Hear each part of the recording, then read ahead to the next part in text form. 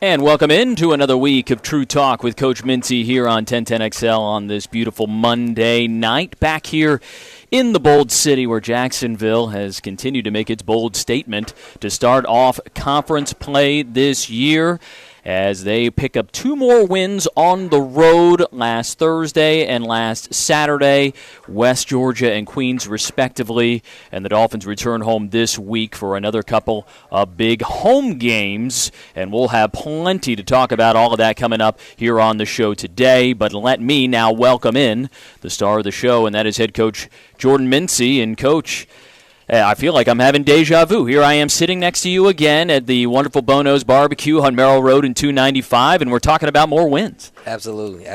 Good to be here. Well, it is always good to be able to talk about that in this type of environment. It's good to be able to come home and feel good about things. Was the travel all right? Did you guys feel good coming home? Or is there still something you guys are still working on, right, even if the results are good? You know what? The results paid off, and so I guess the travel was worth it. But it was kind of brutal. You know, our guys were traveling down.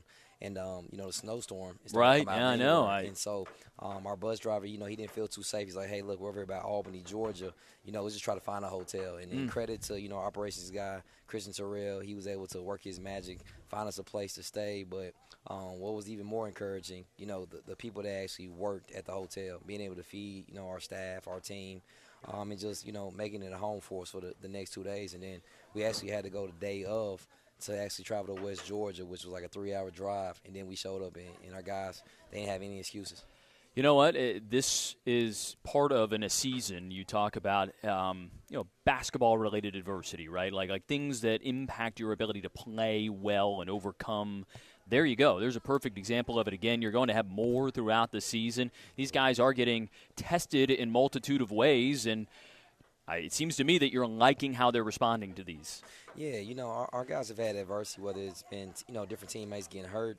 We've had a couple, key players who've been in our rotation early who've, had injuries. We've also, dealt with certain family members having loss in certain situations. And so our guys, no matter what's kind of thrown in front of them, they just continue to stick together. They love one another, and they play with a certain passion that's kind of hard to find. And ultimately, you're never going to win a championship just breezing your way through a schedule, right? You will have to find ways in different environments to figure out how to win, and especially come conference play. I mean, remember a couple of years ago, your first season, win the opening conference tournament game at home, and all of a sudden it's like, where are we going? Okay, now we're here in Jacksonville, Alabama. Oh, we win this game. Oh, now we got to go to Louisville, Kentucky. You know you're going to have to deal with some wild travel along the way as well. Yeah, you know what? When you start thinking about just, the turning run last season and the lack of rest, the question marks you have, where we stand, do we have enough hotels, what are we doing? And then to be able to put in the X and O's and just make sure that your guys show up and they're ready to go, it kind of helps you. It kind of is healthy, but at the same time you build up a certain level of anxiety. Yeah, well, one day they'll get that single-site tournament back. I'm praying for it. Trust me. That will help at least solve that issue when it's all said and done. Okay, let's reset things here. Jacksonville is winners of 7 straight games coming into this week. This is the best stretch for this program since they won 10 in a row back in the 2009-10 season. That team was 7-3 in the A-Sun to start. It was kind of a weird A-Sun schedule. They played a couple games in December, picked it back up in January. This is the best start since the 08-09 season in conference play when they started off 10-1. And, well, that team ended up going on to win the regular season championship in the A-Sun, last JU team to do that and earn the solo number 1 seed going into the tournament. So, long way to go before that. Here we are at the end of January. Still got a whole month's worth of basketball left before we're deciding what's going on there. But looking back at this week, Thursday, you just described the challenges getting up there, the challenges with the travel. You get in day of. You were coming off of a game in which on paper you didn't like the way that your team handled things down the stretch with a big lead. Well, you go in and are able to take care of business, put a team away in the second half on Thursday at West Georgia. Do you think that experience the previous Saturday against Central Arkansas helped the team on Thursday? Yeah, we were able to, you always want to learn through a win, right? You always want to be able to have the ability to go to film, kind of, pick it apart, as a staff and say, hey, look, these are areas that we can continuously grow. And so if you blow out UCA, then what happens? Your guys feel really good about themselves. They think they've done something. And so we had a very intense practice today right before West Georgia and kind of humbled our guys a lot. And so they came out. They played extremely well. And then we knew it was going to be a dogfight, come Queens, just knowing both the standings and where everybody was at. And our guys were so hyper-focused on trying to win, both games. They kept talking about a week of separation. And so for us, we don't necessarily look long-term. We just look at what's right in front of us. And, we talked about this last time, Scott, just being able to understand we have to win practice. We can't necessarily worry about the game. We have to win practice. Then we have to win that night and win our decisions. And if we take it, small steps at a time, in the large scheme of things, we'll do what we need to do. Yeah, the Allen Iverson quote is popular, right? But at the end of the day, you probably need to be able to do the right things in practice in order to be able to, play the game, as he said. And I'm just stepping back here for a moment to just the logistics. How deep do you go into the Rolodex to figure out when you're changing a location, changing a practice setting, changing all that kind of stuff on the road? Where are you all working connections to be able to make something like that work? So, you use the word connections. One of the biggest things that we try to do, just as a whole, is, hey, look, no matter the gym that we're practicing at, we're able to practice at Albany State. We had to, call the staff up. They had campus closed, but they were very accommodating to us as a whole, as our program. And so for us, we come in this gym that, our guys are not necessarily going to play at, and we say, hey, look, the mission is the same. We still got to have the same level of practice, the same level of intensity. And, of course, it can cause a distraction, but we always are telling our guys, hey, look, there's going to be constant distractions that are constantly coming your way. How you handle adversity, how you handle those distractions are going to be the result, and you have to live with those results based on your level of preparation. When you boil it all down, you can sort of go Hoosiers, right? You measure the baskets. You say, hey, guys, no matter what, we're going 94 feet. The baskets are 10 feet tall. It doesn't really matter what the environment looks like for you to be able to do that. Let's just focus on making sure we take advantage of this location to get better today. Very true. Very true. It doesn't matter. Swisher is a very unique place, right? It's hard for teams to come in there and play. And so when you're so used to practicing and playing in Swisher, now you're going on the road and you see these other arenas, you say to yourself, is it going to affect your guys? And it doesn't matter. The court's going to be the same length, the basket's going to be the same height. And for us, just going out and being able to perform at the level we know we're capable of, that's what we're hyper-focused on. Fast forward to Saturday. Your team's 1-0 so far on the road trip at that point. Took care of business with the win over West Georgia on Thursday night. You knew it was going to be a tough one. You're in Charlotte. You're playing one of the top teams in the league in Queens, a team that plays a unique style, a team that you're quite familiar with from your relationship with head coach Grant Leonard and the stuff that you all go back and forth on. And, boy, was it a game. I mean, knockdown, drag out, back and forth, tough as nails type battle on the road. Your team overcomes a lot, including the fact that you had a season-high 24 fouls called against you. I won't let you comment on the officiating. That is up to me. At one point, there was 8 consecutive fouls called on JU. We'll leave it at that. But you overcome all that, you find a way, and really what stood out is, and I've seen this a couple of times this year, this team's ability to just go nuclear on offense for short stretches of time and flip games on their head. And it's really kind of highlighted by the Zemi Wokeji stretch there. All of a sudden it's like he's got the ball and he's hitting another 3, same spot. But this group offensively, how have they kind of figured out how to put that pedal to the metal, turn it on, really put pressure on teams on the offensive end? Because we know, based off the characteristic of how you coach, it's always going to happen on the defensive side.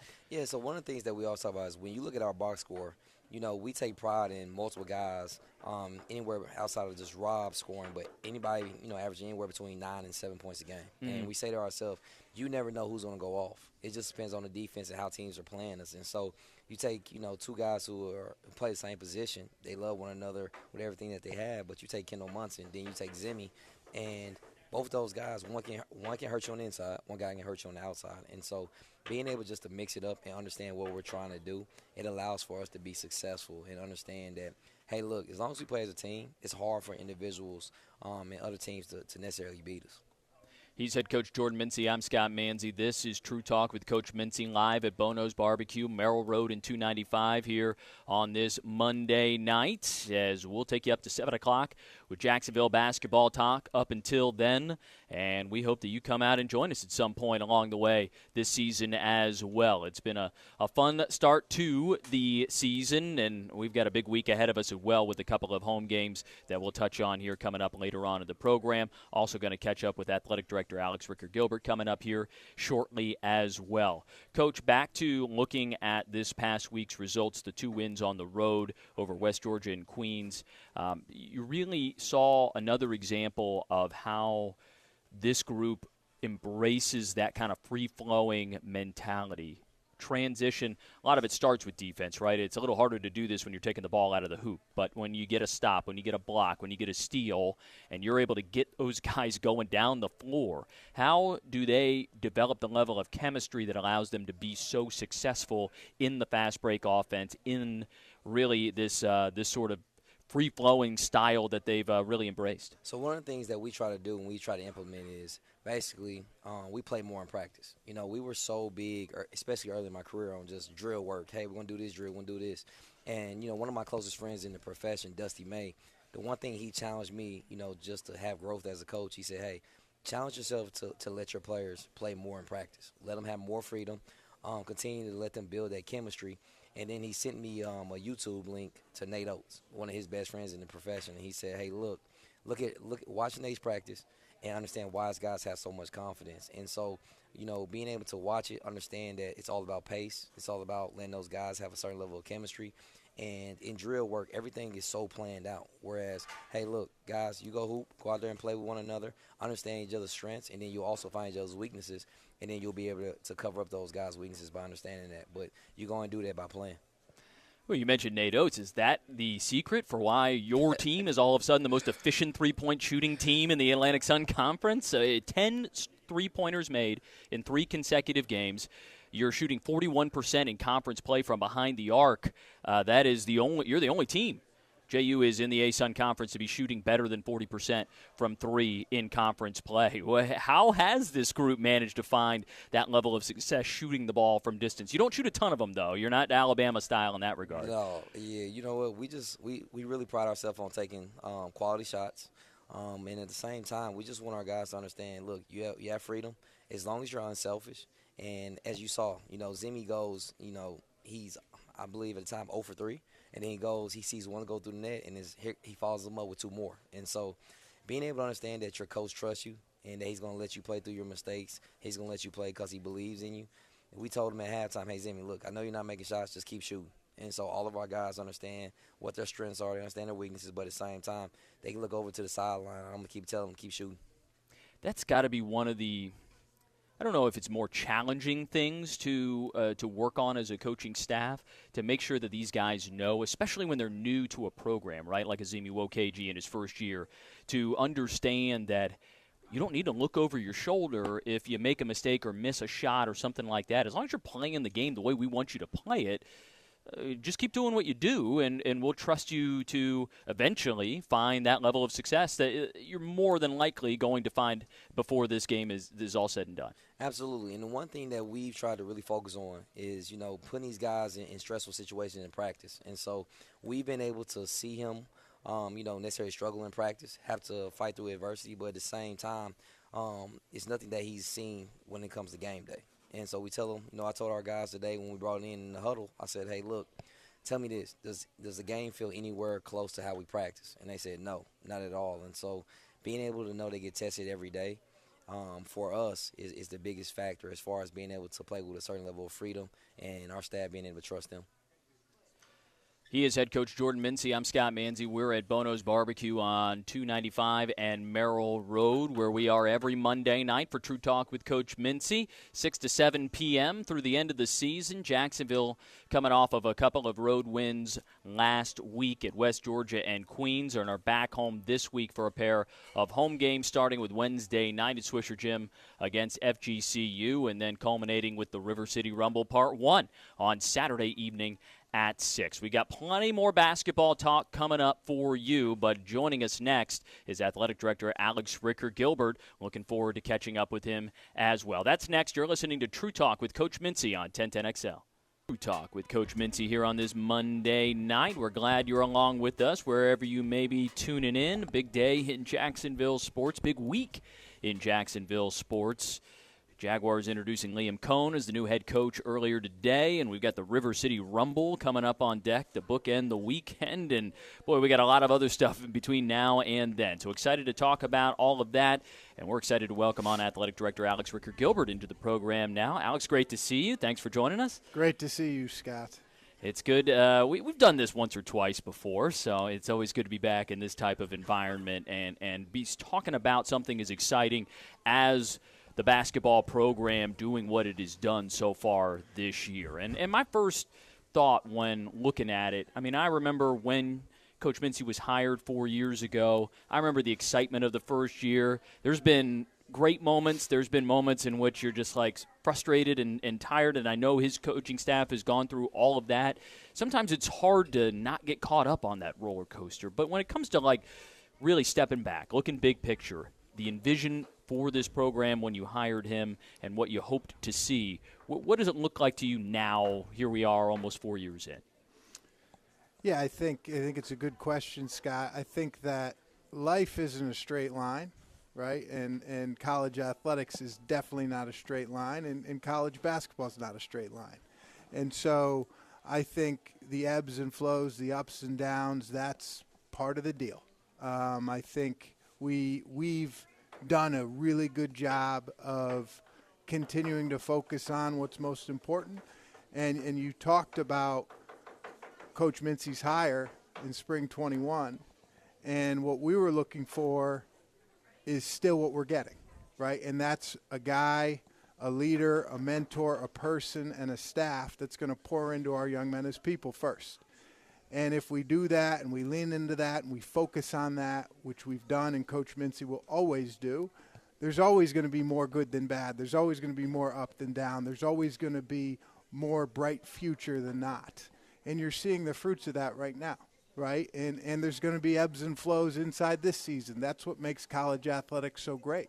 That's what makes college basketball so great, is that it's not a straight line. If we knew it was a straight line, then everybody would do it, and everybody would be able to have success, and that's just not how it goes. But if we stay rooted in our value of caring about our guys as people first, the rest will come. How does the department work in synergy with the men's basketball program to ensure that they are achieving the level of success that you hope to see? Yeah, I think it's an everyday thing. You see it here tonight. You know, you got 7, 8, 9, 10 staff members here supporting the radio show. And I think that synergy, that personal effort, that relational approach is critical. And I think that's always going to be our core. But we also have to adjust with what's going on, right? We have to adjust and provide resource where we need to provide resource so our student athletes, our coaches, our program can be successful. This business is becoming more and more transactional, transfer portal, NIL, revenue share, paying athletes. We can't just sit back and watch that. We collectively as a staff, in collaboration with the men's basketball staff, need to be able to make the adjustments to be competitive in that market, and that's what we're trying to do. Coach, when it comes to how you work in conjunction with support staff, administration, athletic training, strength and conditioning, how do you kind of set everything up to try and maximize what is available to you at JU? Well, it starts with, Alex's leadership. He does a great job of being not only vocal but also visual. Any day you come into our practice, he's there. He's always showing a level of support, and that goes a long way, especially with our guys and trying to have retention, especially with the transfer portal age. And so being able to know that you have somebody that has your back, that sees the same vision, wants the same value system for everyone that you coach and that you employ, that's awesome to have. And so it makes my job extremely easy. It makes it very flexible to be able to bounce ideas off Alex and understand, hey, look, this is where we're trying to go. How do we get there? and he's built other successful programs on campus, and so just be able to have him as a reference has gave me a cheat code to be able to find ways to build our program from the ground up.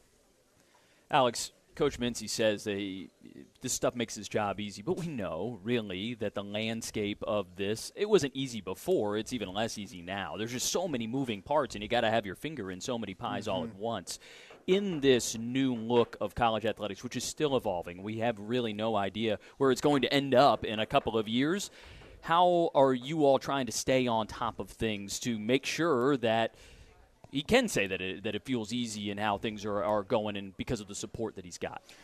Yeah, I think we have to let our coaches do their jobs, right? And our job is to get chairs out of their way. Our job is to move obstacles out of their way so they can do their job. I think our primary responsibility, again, is to support our student athletes, and we've poured resource into strength and conditioning, into athletic training, into mental health and wellness, into sports psychology.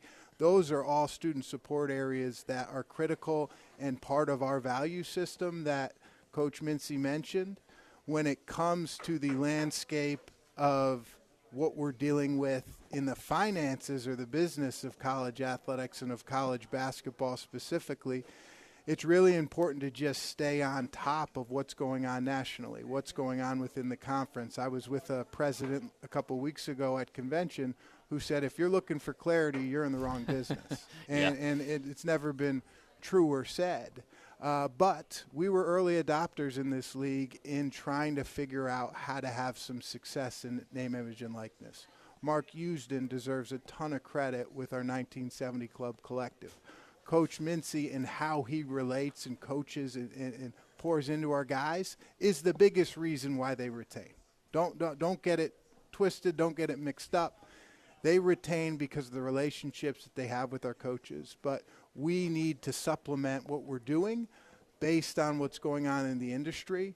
And the collective, what we're doing as far as raising dollars for the program is critical, and it will continue to be critical and even more critical as we try to ascend to an even different level. It's great to win a bunch of games right now, but that's not our end goal. Our end goal is to continue to elevate the program, which will obviously, as we all know, enhance the university, the institution, Arlington, and Jacksonville.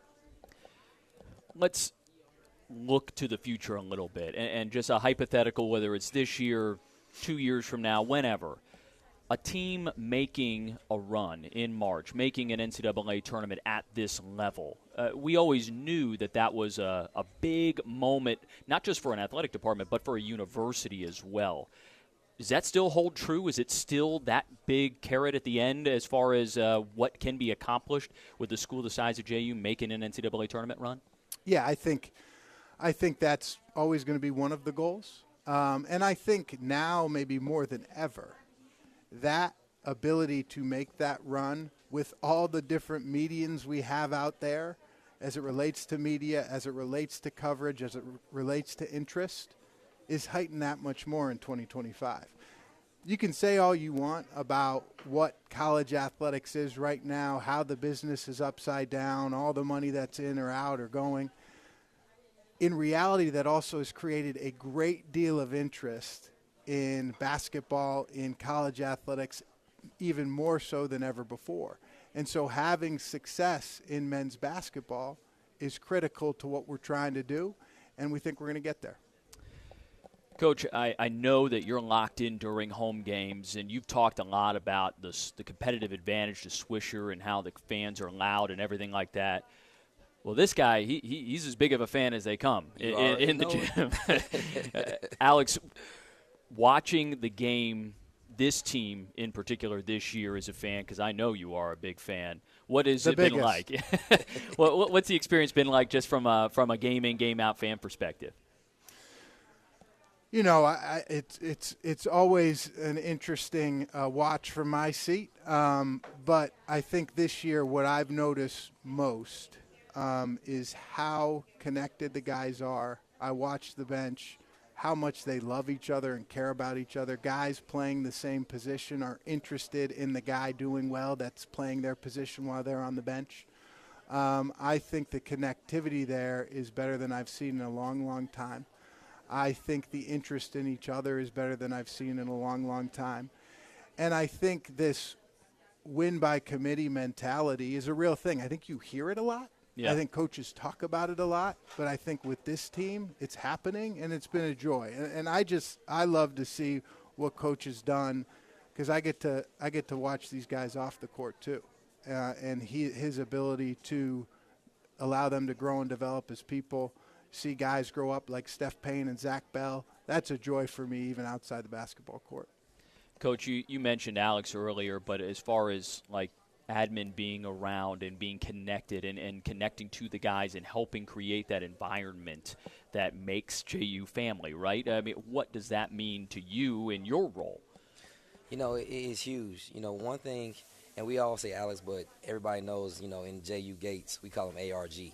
Yeah. And so it's like everybody make sure you reference to ARG. And so inside the JU Gates, the one thing that I say is this. All of our coaches across the board, we're family. And it doesn't matter if it's a Christmas party. It doesn't matter if it's, you know, a lacrosse match. It doesn't matter what event is going on. We're there to support one another, you know. And some of my closest relationships are not with other basketball coaches. It's across the country. It's with the coaches that are in, you know, different sports. You take somebody like John Galloway, a guy who's won at such an extremely high rate and understands what it is to build a program from the ground up. You know, from the first day I got to campus, he's one of the main individuals who's poured into me, who's allowed for me to have a certain level of growth. And so you take someone like Erica Ayers, who the way that she treats her student athletes is unreal. The way that she cares about the university as a whole, and she's so hands-on. Those are people that I love to come and work side by side, trying to continuously build, the JU brand. You guys still play pickup? Oh, yeah. We always play pickup. All right. Yeah. I mean, we're getting old now. I just know the competitive spirits and the juices have flown, both whether it's in the basketball practice facility or in Swisher Gym when those games get rolling. And, you miss those runs, Scott? Well, I tell you what, like my muscles and my legs don't miss those runs, but yeah, no, the camaraderie and the competitiveness, I miss some of that. You're always welcome back. All right, well, I'll have to carve out a little bit of time. I don't know if you guys really need that much help from a guy who's good for like 2 rebounds and 2 missed shots a game, but win by committee, man. We're talking about it. Role player. Right, that is true. Well, all right. I'm carving it in. It's coming up sometime soon. Coming up as well soon is Dolphin Dash, which is the annual fundraising event. It is a university-wide. I'll talk about this every year because I know that from an athletics perspective, we're very proud of the fact that it started as an athletics event and then morphed into a full-on university because of the success that athletics had with the ability to fundraise using Dolphin Dash. That's next week. Alex, what can we expect to see this year as this campaign, which is the biggest major direct fundraising event that you can participate in as a supporter of the university, gets underway? Yeah, we're always looking to raise the bar in Dolphin Dash, and it's a testament to our culture, right? It's become a campus-wide cultural sort of event phenomenon, and a lot of credit to Erica Beal, who's here tonight at the show. She's running our efforts within the athletic department, and this year we're going back to the basics. It's overall dollars, overall donors, not as many nuanced competitions. And so that'll simplify things for our supporters. And for Erica. And for Erica. Again, it's a week-long micro-giving campaign where teams and departments compete against each other to raise the most amount of dollars and and get the most amount of donors for their program. And it's become a really fun event for a week here in February, and then it permeates throughout the entire year, and people talk about it. Yeah. People talk about it, and it's become a fun deal for us. And, Coach, you've really been able to kind of maximize that, getting better and better in that field on a year-by-year basis too, really allowing for your players to connect with the community in a way that allows for people to kind of understand, hey, who am I actually supporting in this effort? Absolutely. It allows for our guys to get, invested more into the community, being able to build, more relationships, but also it builds awareness, not just for, the men's basketball program, but for all the sports and the university as a whole. And so we're super excited about the opportunity to get to work and try to compete versus the other teams. Well, stay tuned. JUDolphins.com. We'll certainly have more information about that. It gets started next Monday, February the 3rd, and we'll be talking about it on the show again next week as well. Well, Alex, thanks for joining us here tonight. I'll be looking for you in Swisher Gym this week. Well, certainly I'll be hearing you through my headset on the calls as well, but looking forward to another great week of JU basketball. Thank you, Scott. Thanks for having me. And quick shout-out, Coach John Galloway is going back to Syracuse this weekend for the opener in men's lacrosse. Homecoming for him, his alma mater, JU versus Syracuse, noon on Saturday. Well, that is big. That is big. Great opportunity for him in the men's lacrosse program as well, so looking forward to that. All right, he is Athletic Director Alex Rickard-Gilbert, who just joined us.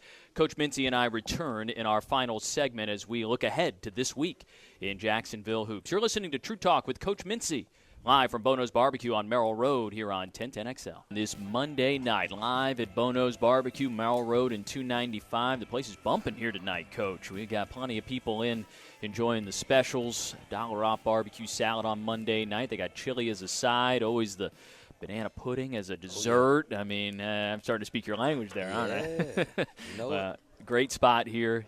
As they say, if you don't see a pit, it ain't legit, right? Frank Frangie says that on these airways all the time, and we are seeing that a lot of folks in town enjoying some of the best barbecue in town here tonight as well. We also want to shout out Strings Brewery.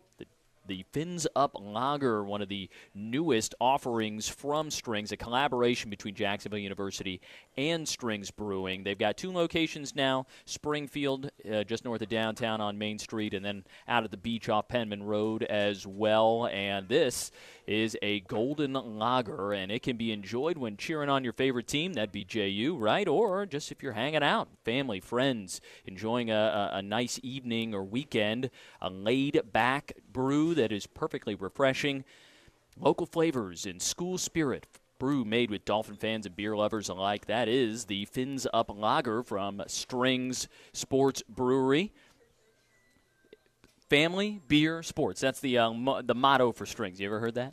Man, you know what? I haven't heard it, but that's awesome. Yeah, that's how it goes. So perfect collaboration for JU, and you can get them at JU games now. So come on out to Swisher this week, 2 home games, some opportunities to get some Fins Up Lager, Golden Lager, while you're there as well. Speaking of that, games coming up this week. Jacksonville coming into this week, they are 7-1.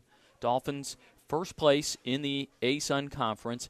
I know, Coach, that puts a target on your back at that point. You're sitting alone in first place. You talked about how your guys went into last week saying, we want to get 2 road wins because we want this to be like a moving weekend. We want to make strides to make a statement in the standings. Well, if you win both games and you let the dust settle, now you find yourself sitting in first place. We talked about last week how, you can't shy away from it, but it seems like this team has kind of embraced some of this, like, hey, we want to be that team that everybody wants to come get.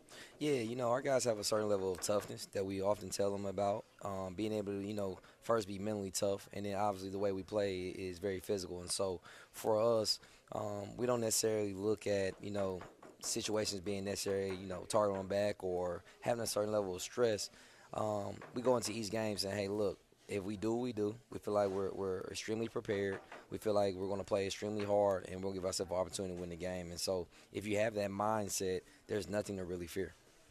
And this group so far has been able to play really ever since the one game we go back to, because it's the lone loss is the Lipscomb one, but it did feel like that was really a turning point in this season, because you talked about how you all as a staff changed how you approach things. The team changed how they approach things, and ever since then, you've seen the fruits of the labor, and it has shown up here with the Dolphins, winners of 7 in a row, 7-1 in the league. 6 teams have a winning conference record, 3 nipping at the heels of the Dolphins at 6-2 in the conference standings, including Lipscomb, North Alabama, and Wednesday night's opponent, FGCU. So the Eagles come into town at Swisher, 7 o'clock on Wednesday night. And this is a group that, if you look at it historically, you're like, man, JU just hasn't had much success against this team, this program, you should say, as of late. The only win you've had over them is the Kevion Nolan buzzer beater. Very memorable one. Yes. But this FGCU team in year 3 under Pat Chambers, they've really remade the roster. These guys don't look even like the team did last year. They've got 6 of their top 8 scorers are gone,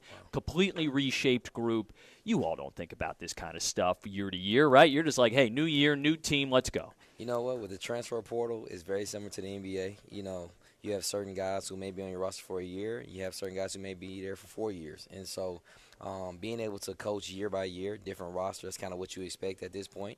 But at the same time, Florida Gulf Coast, they've done extremely well. Obviously, they've only dropped 2 in the league, and so they're going to give us everything they have on Wednesday. Yeah, a team that is always a tough matchup. They always seem to be big, athletic. They kind of bother you in a lot of ways in how they've been built. They got a lot of Pennsylvania Philly kids, so you know they're going to be tough too. Yes. Absolutely. And then on Saturday, we've got River City Rumble Part 1. So you just talked about how year in, year out, you get new guys. The rosters are a more fluid situation, especially in today's modern era of college basketball. But that game is always a little bit different than the rest of them on the schedule. Do you lean a little bit on the guys that have been around for River City Rumble to be like, hey, listen, the fans are going to be a little more charged up. There is going to be a sense of like, hey, this is the city rivalry type here, as opposed to just another team rolling in on the schedule. Yeah, obviously, it's going to be a big thing in the city, in which we really embrace. We love that it's 2 Jacksonville schools going at it. We want everybody in the city to come out and definitely support, whether it's UNF or supporting JU as a whole. But we love just the environment. Definitely love that it's a sports city as a whole. And so to be able to have, a game of that magnitude that plays twice a year, I think is pretty cool. And because it's a conference game too, right? To see the same team twice, home and home, is some of the best rivalries in college basketball, whether it's Kentucky and Louisville, Xavier, Cincinnati. Those are non-conference games. So you get it at home 1 year, road next year, and it's a little bit different than when you – sometimes the way the schedule makers have made it, it feels like you're turning around in 2 days and playing them again. This year, not the case, a little more of a separation, which is nice, but always a unique element in the fact that you get to see a team twice. In this year's matchup, kind of offense versus defense, right? Yeah. I mean, they are the number 1 scoring offense in the A-Sun. We know what they do. They're birds of Trey. They're going to shoot the 3. They're going to hope that they go in at a high clip, too. And even if they don't, they're going to keep shooting them. Versus, your team, which obviously has prioritized defense over the years and is showcasing that well with the number 1 scoring and field goal percentage defense in the league this year. Absolutely. All right, so what can we expect this week? Let's talk to prospective fan, the guy driving down the street right now, never been to a JU game, is sitting here and listening and go, wow, this seems good. Maybe I should go check them out. Why? The one thing that I'll say is we have so many versatile pieces. We have certain guys who can come off the bench. We have guys who start. But you just never know, whose night is going to be. We're extremely athletic. We have multiple guys who can play different positions and guard multiple positions as well. And so the one thing about us that we feel is really exciting is obviously we use our defense to turn to offense. And so being able to, if you watch the Queens game, it tells a very different story. Queens, very high-scoring offensive program. They pride themselves on scoring, and we're able to sit down and get multiple stops in the second half that we convert in transition and get a lot of threes just based off their turnovers or getting stops as a whole. And so being able just to say, hey, look, if you come, you're going to see a lot of guys that play with energy. You're going to have fun at the game. Obviously, with our fan base, especially at Swisher, man, it's going to be unreal. And so, like I said, it's just an exciting time, especially for basketball as a whole in the city. Going to be some great environments here this weekend. I do want to get back to that in a moment, but you brought up something that it jogged my memory that I wanted to ask you about. We talked about the depth in the bench a little bit last week. You talked about just the versatile pieces. 2 guys that really stood out to me that probably won't stand out. Well, one of them stood out in the stat sheet, but another one won't from that Queens game. Kendall Munson and Donovan Rivers. Kendall, we've seen it at times this year when he never is going to do more, I think, than you ask of him. But, boy, when he's got it and he's got the matchup that he wants and can take advantage of, he's a guy that can really do a lot of good things on both ends of the floor. Yeah, Kendall's one of our most confident guys. He obviously can be a starter for us, but at the same time, he chooses to come off the bench, and he really embraces his role. He gets a chance to kind of see firsthand how the defense and how the offense is playing. Then he comes in and he attacks the way that he can, whether it's offensive rebounding, whether it's scoring on the low post, or if it's on the perimeter or in the post playing defense. And so he's a guy that oftentimes when things get extremely tough, our team looks to and they say, hey, look, he's got it together. He understands that we're competing, and multiple times he shows up. Queens game, it was a stretch where, they cut it, they took the lead, and hey, he gets the ball on the left block, and he faces up, and he hits a jumper, and he kind of, quiets the storm. And so it's like, hey, look, that's Kendall Munson. And a couple of really monster offensive rebounds that he is also lethal on the inbounds plays. I mean, his ability to cut to the rim and use that big frame to establish positioning down there is a lot of fun to watch. The other guy, Donovan Rivers, is a sophomore, hasn't played a ton in conference play, but has waited and been ready, it appears. And his number got called on Saturday to log his most minutes in a while, and he gave you some quality stuff. Again, doesn't show up necessarily in the stat sheet, didn't score a ton or anything like that, but played pretty good defense, grabbed some big rebounds, and just gave you minutes when you needed them. Again, I highlighted earlier the amount of fouls that were called in that game and some dudes in some foul trouble, especially early in the game. You needed good minutes from Donovan Rivers, and he was ready to go. Yeah, Don is a guy who's still coming into his own. He's extremely talented.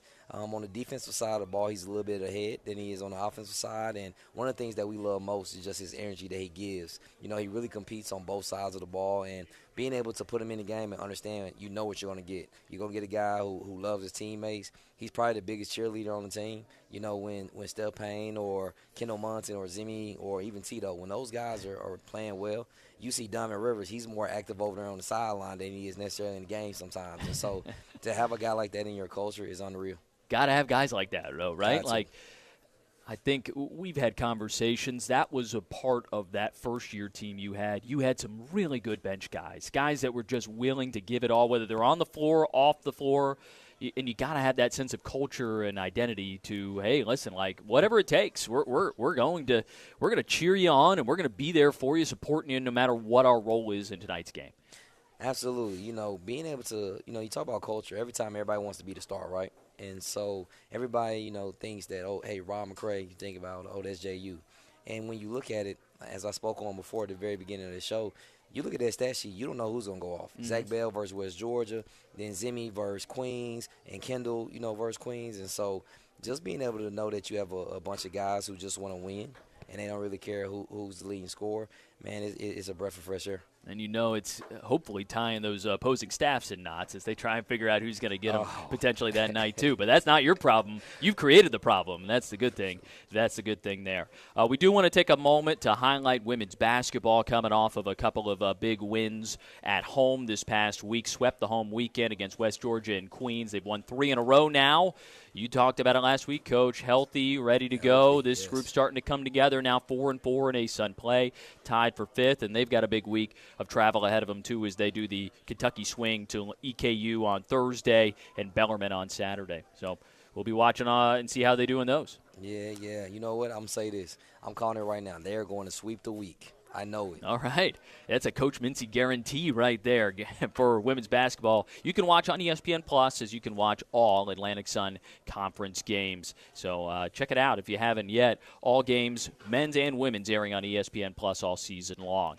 All right. We'll get back to this week's game for the men's side. FGCU, Wednesday night, 7 o'clock. It's First Responders Night. So if you have your ID, your badge that show you're a first responder, come on out. Bring your family. You all get in for free. All you got to do is show that identification at the door when you come on in. Help us pack out the joint and make Swisher, as it has been, the hardest place to play in the Atlantic Sun Conference, and hoping to see another great crowd. Boy, there have been some really good crowds so far already this season, Coach. Yeah, we've had some amazing crowds. Credit to our JU staff, especially marketing, doing an unbelievable job of really getting the community involved, understanding, the dynamic of our gym. Even though, Swisher's is a small place, it's very intimate. And, you get, fans in there who really love JU as a whole. It's a place that our guys, they play their heart out to make sure that they represent not only the university but the community as a whole. And then, of course, on Saturday, 6 o'clock, North Florida comes across town, River City Rumble Part 1. And we know that's going to be a packed house on Saturday as well. 6 o'clock tip-off. I don't know about tickets for that one. Might be a little harder to get, but head to JUDolphins.com. They can at least you can figure it out. And if you can't get in the door, you know where you can find us. ESPN Plus, 1010XL right here. Artis Gilmore and I will have the call. The A Train was up in Charlotte, bringing some good vibes on Saturday as well. And so good to see him up there, and good to see him help fuel this team to another win. That's like a man who knows a thing or two about winning. Whenever A Train is in the building, JU has a chance. And so when you look over there, he's just a vote of confidence. He allows for our guys to be settled in. And I just can't thank him enough for the support he's given us since day one. Well, we want to thank everybody for their support here tonight, whether you're listening on the go or here at Bono's at Barbecue on Merrill Road in 295. Thanks to JU Athletics for coming out and supporting as well. For R.J. Saunders back in the 1010XL studios, for Alex Ricker-Gilbert, the athletic director who joined us earlier on the show as well, and for Coach Mincy, I'm Scott Manzi saying so long. This has been another episode of True Talk with Coach Mincy on 1010XL.